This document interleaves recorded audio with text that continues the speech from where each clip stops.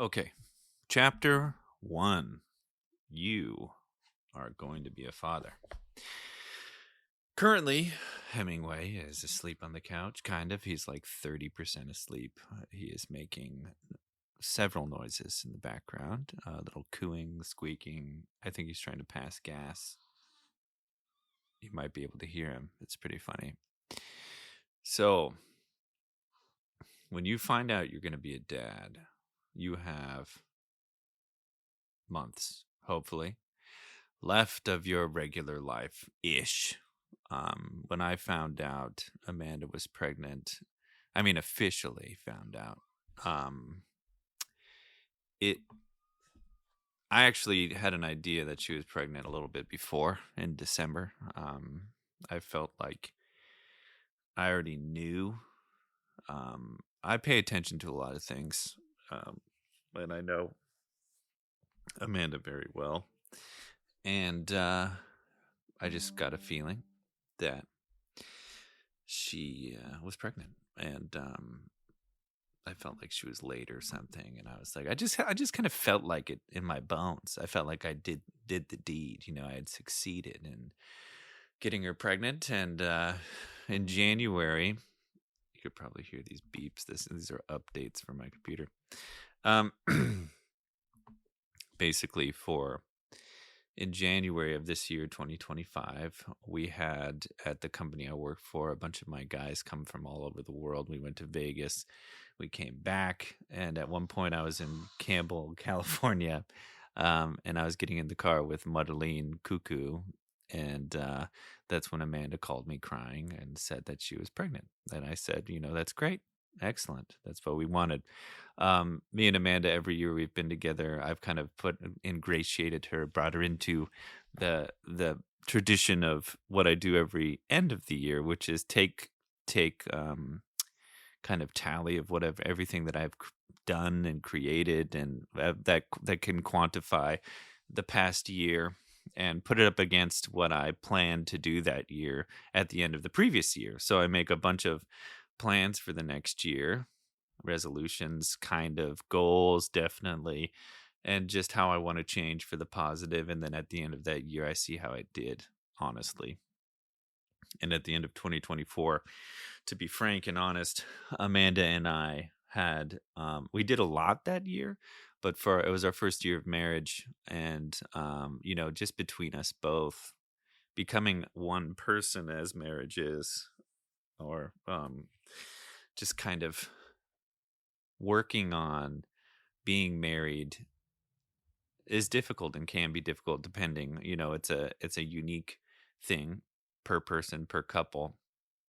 And for me and Amanda, no shade, nothing sad or depressing. I am fully honest with myself in that relationships are never perfect.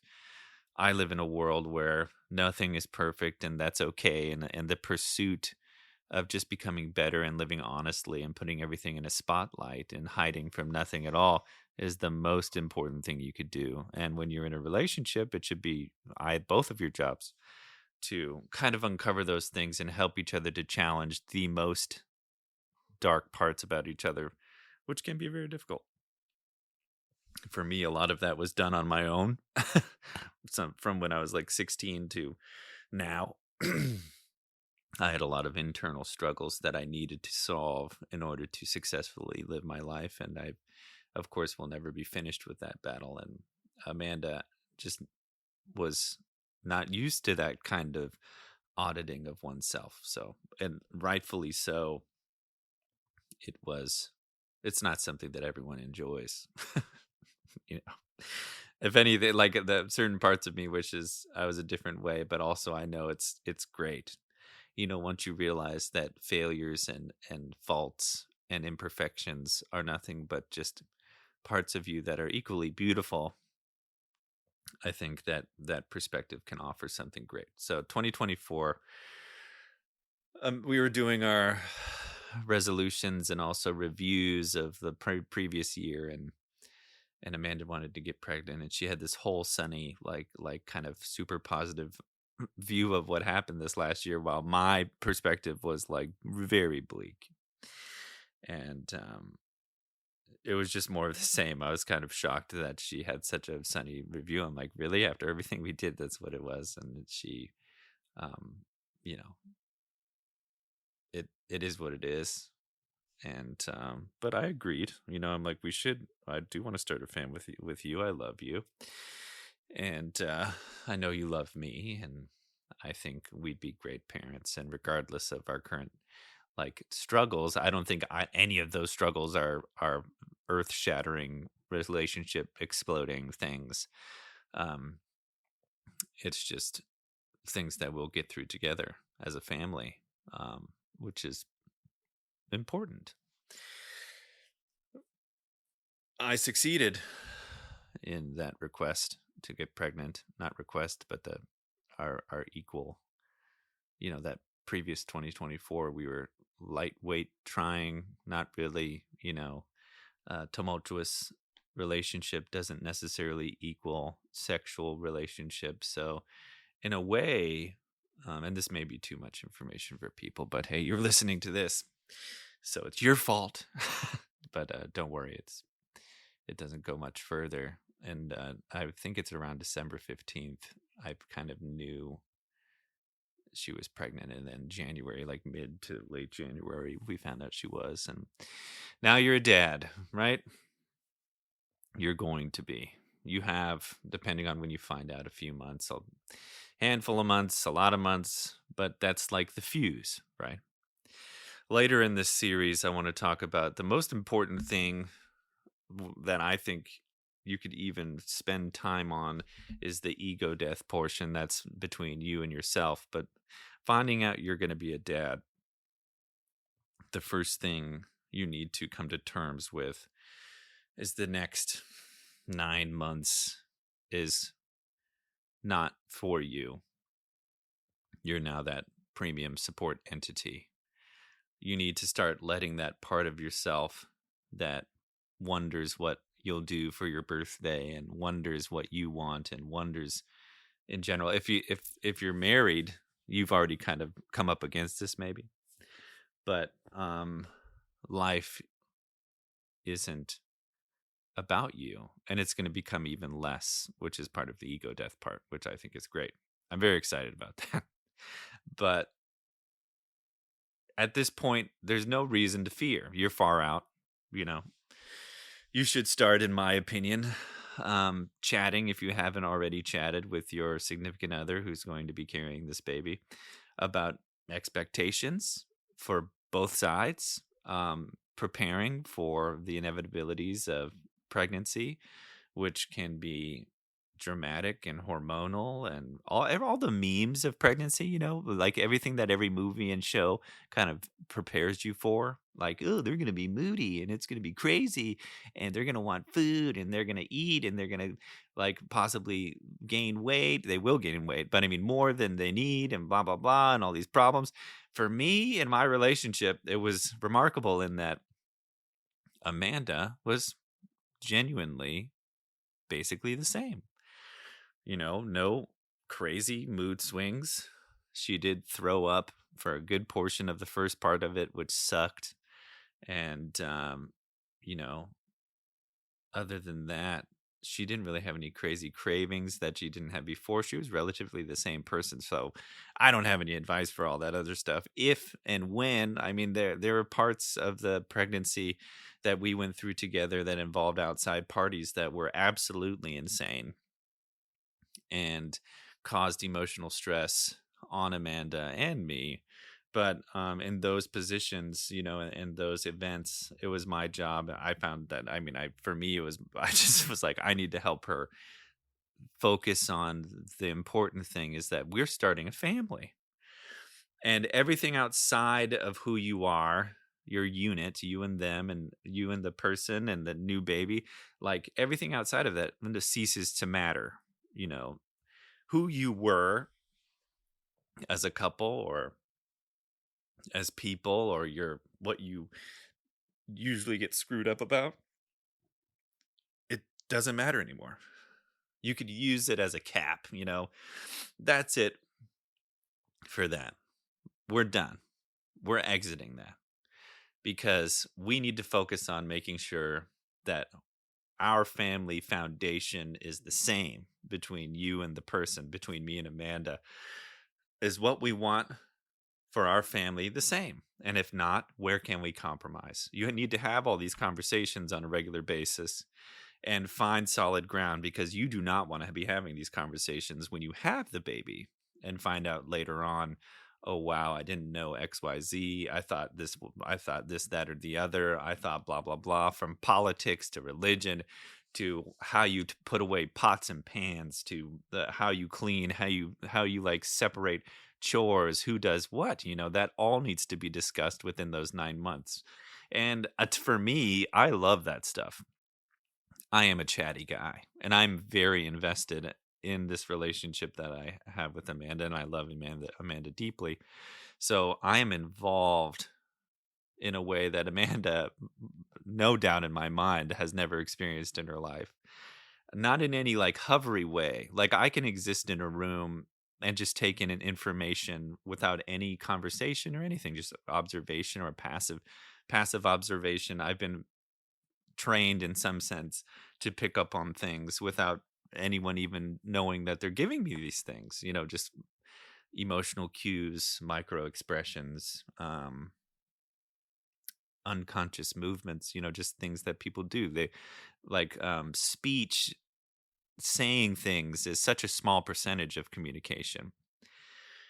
And when I love someone, well, even when I don't, even when there's just a person, and like I just observe, my brain dissects and I come to possible conclusions. And of course, I never assume that I'm correct. That'd be stupid. I assume that I'm incorrect, and then uh, I'll go down that road and kind of tenderly investigate those things. But that's who Amanda married. Doesn't that sound great? But I promise I'm sweet in all of that. I use that to find out, what she loves and what she doesn't love, and how to be the best support entity to her when she doesn't know that she's stressed or whatever. Some people are just good and bad at recognizing their own emotional stuff. But,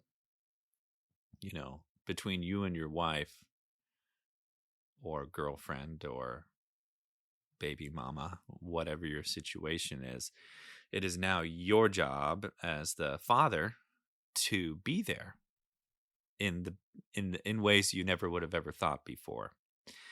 I encourage you, if you aren't already, to just take such an interest in this person if you hadn't already. Growing a human being inside of you is something as a man we'll never know. And but we can know how to be the perfect support. Of course, perfect is a silly word, but it's a goalpost that is never attainable. But in my life, I think that's the pursuit of perfection, and knowing you'll never get there is like a good quest to have.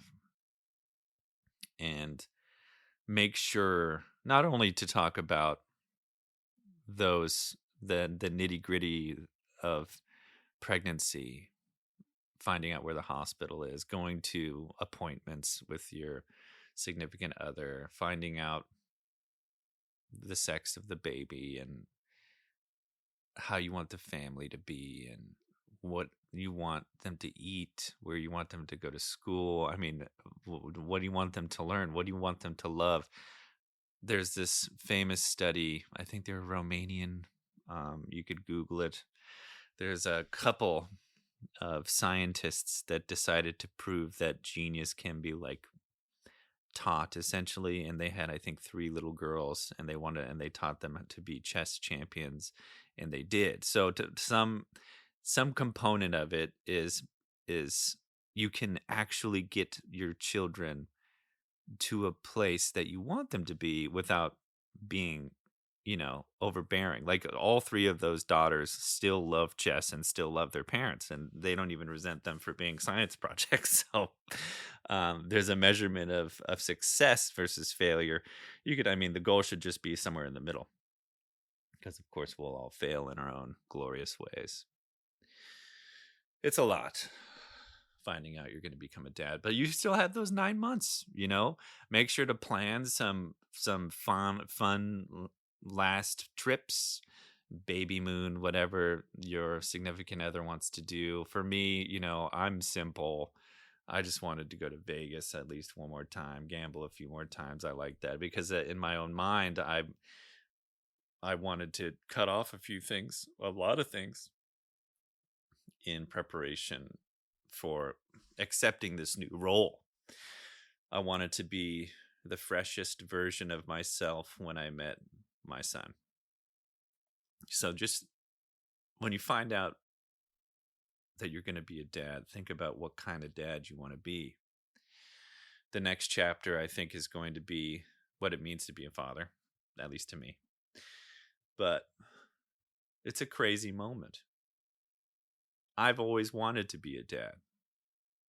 And I already knew she was pregnant in my own, soul. I didn't have the data, but when she told me, I'm like, yeah, I know. And it didn't bring me dread. I was joyful. And also, I look straight in the eyes of possible problems, but I don't let those things make me sad or depressed or anxious. When I look at a problem and I have lots of time, I learn how to solve it, the possibilities of where it can go and what I can do to succeed. And I think part of the reason God put me in Amanda's life is to show her those things, that we are all failures. And when you choose to start down a road automatically thinking you will fail, then you will. And if you just change that mentality, if you just look down the road and you say to yourself, I will be a good dad, I will be a good husband, and every step after that is an attempt to do that in an honest, action-based road of attempts to become those things, though you may fail, you will get up and keep going. If you keep saying that to yourself and saying that my failures don't define me, but in a way, failure does define you in a good way. If you fail, that means like you're at least trying, in my humble opinion. So when you're looking down the barrel of fatherhood, just smile, because there are only a few real issues that are all, in my opinion, manageable. The baby will only be small for such a short amount of time. The diapers and everything, that it's really not that long. I'd say work on being mindful. Remember when your significant other is pregnant. Cherish the moments of every day as she gets closer and closer to birth. And when the baby is here, slow down time. So many people are victims of time. And I think it's because it's easy to lose your mind and lose your sense of time and an anchor in where you are. If you let anxiety overwhelm you, if you lose that sense of control, if you lose the sense that you could succeed within this realm, if you do the same thing over and over again, there's this phenomenon where your brain compartmentalizes and compresses that time so it feels shorter. So all you have to do is really make sure to be mindful and break apart every moment and suck it in a different way every single time.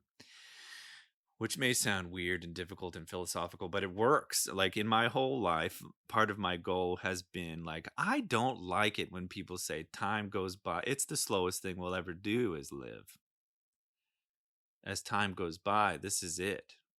And it's not fast or slow. It is what it is. If you sit and you watch the clock for 10 minutes, it'll seem like eons. But if you played video games for 10 minutes, it'd fly by in 2 seconds. If you're on TikTok for forever, days will melt into minutes.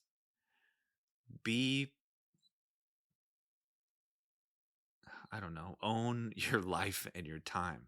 Stop submitting to the meme of time flies and do the opposite. Be spontaneous.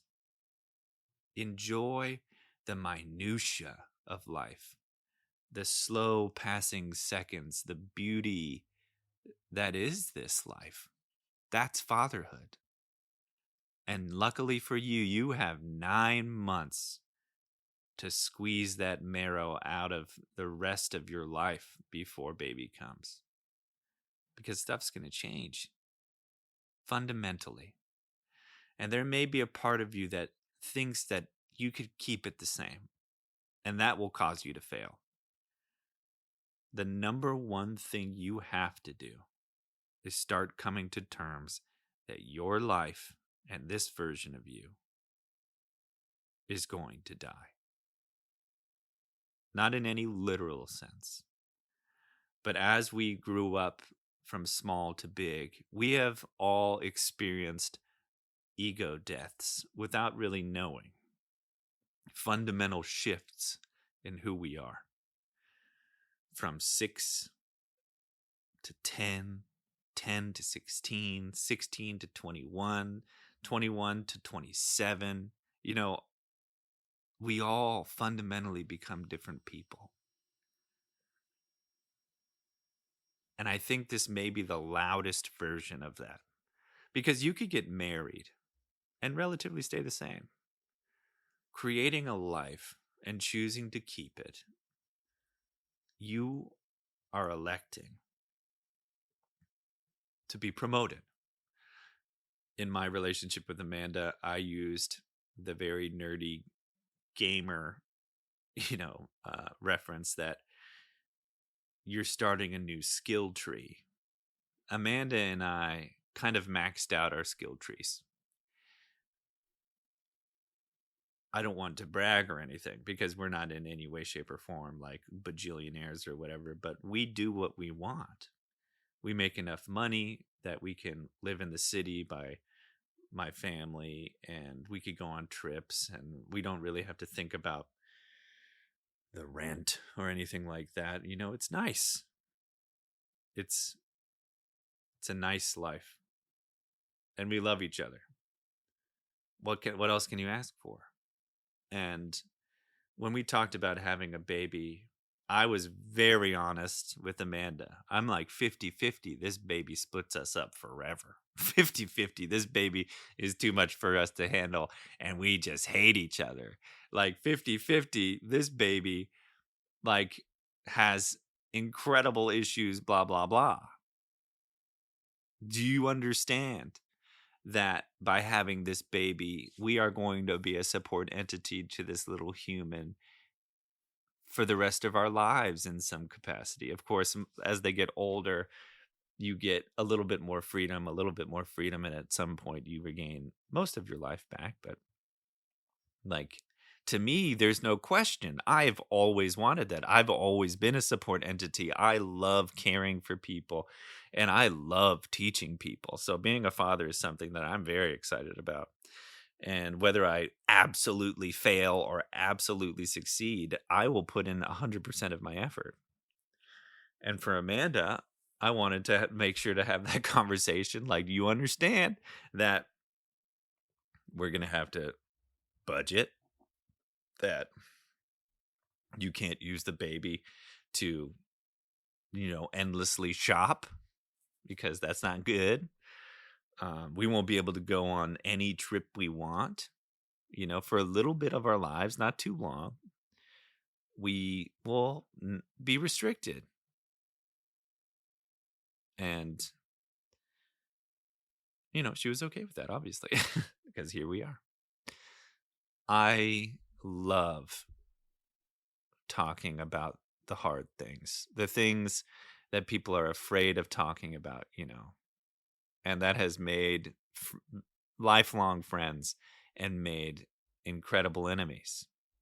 Because those who want to keep hold of their lies and their numbness and their own deceit, self-deceit, to just fortify whatever it is they want to do for their own life, like whatever, that's fine. Those people usually try and avoid me because, like my mom, we just naturally bring out the truth in people. People come up and kind of just started spilling their guts to us, and it's great. It's a great pleasure to do. But Amanda and I truly believe God put her in my life so that I could show her how it is to be okay with who you are and to not need to think of ways to repitch something or manipulate or anything like that, just to be you and to be honest, and how nice and easy it is to do that. And it was important to do all those things before we had a kid because, um, you know, who would want to have a kid with a maniac like me? I'm half kidding.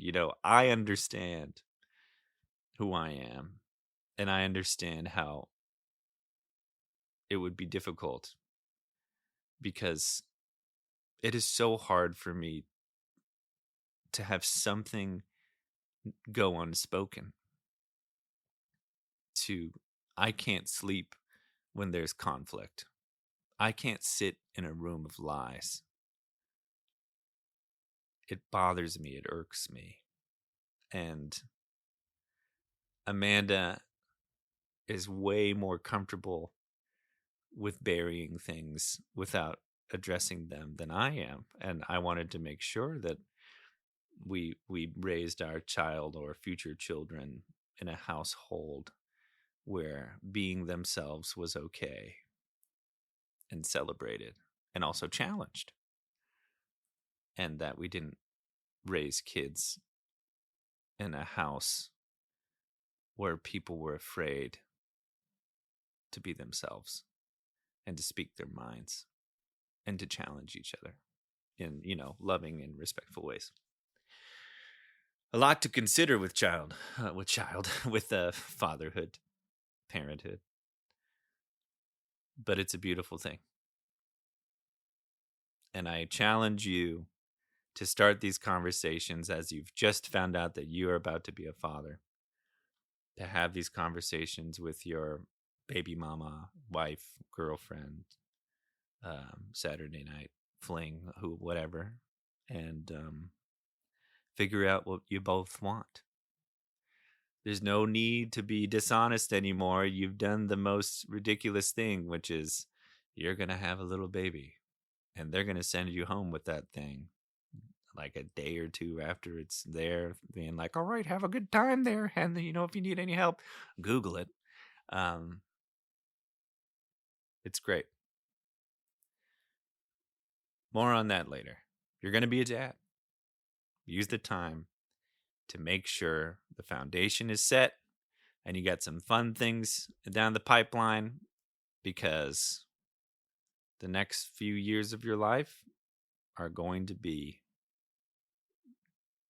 nothing you've ever experienced before in your life. Probably. All right. See you next time. See you in the next chapter. Bye.